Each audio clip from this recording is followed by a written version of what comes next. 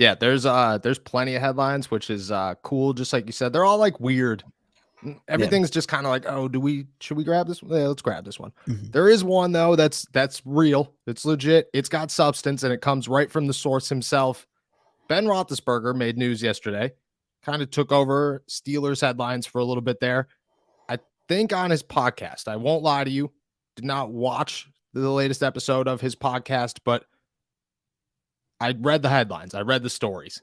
He came out and said that last year, after the 49ers lost a second quarterback in Jimmy Garoppolo, at this point they are down Trey Lance and Jimmy G. They called the future Hall of Famer and said, hey, you want to come play the rest of the season? Ben said that while it didn't ever turn into anything, there were talks and the consideration was there.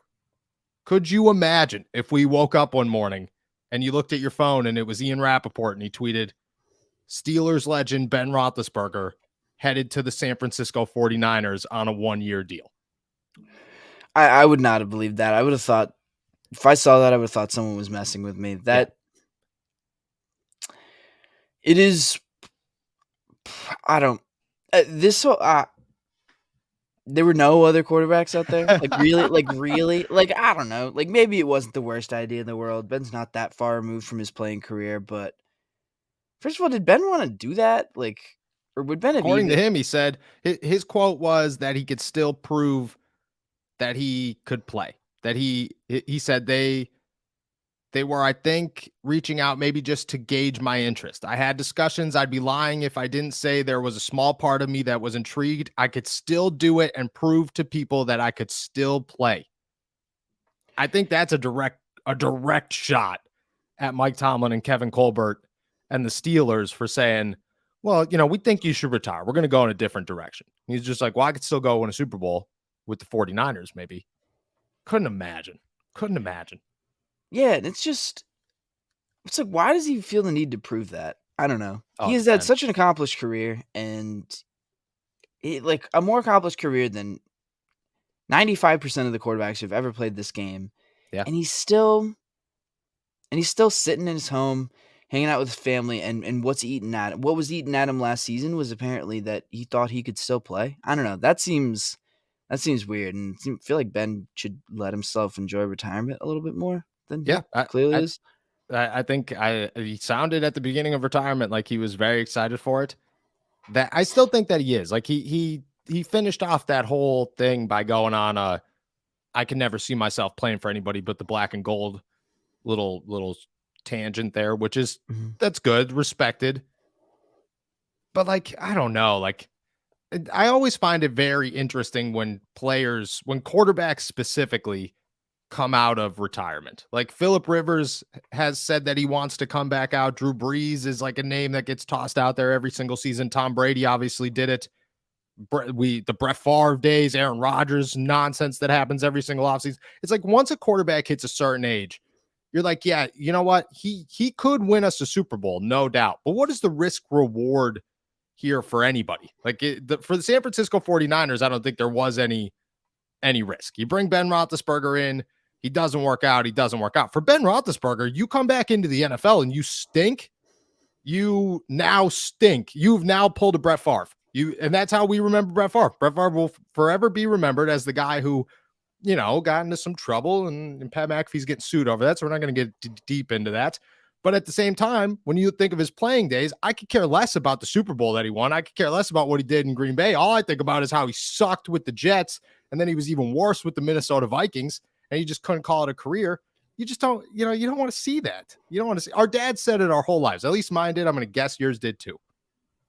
You'd like to see a guy go out under his own power. You hate to see them when they just can't give up the game.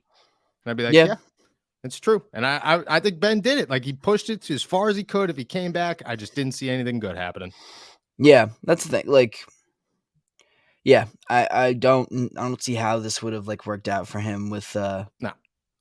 Yeah, I couldn't really see that happening. And it's no, like you said, you don't want to see him. What if it did? What if they won a Super Bowl with Ben Roethlisberger? That'd be cool, I guess. If you're a Pittsburgh Steelers fan, how upset are you? You're not upset. I mean, no, you weren't upset when Brady did it with the Bucs. No, I mean, not really. Been upset a little bit.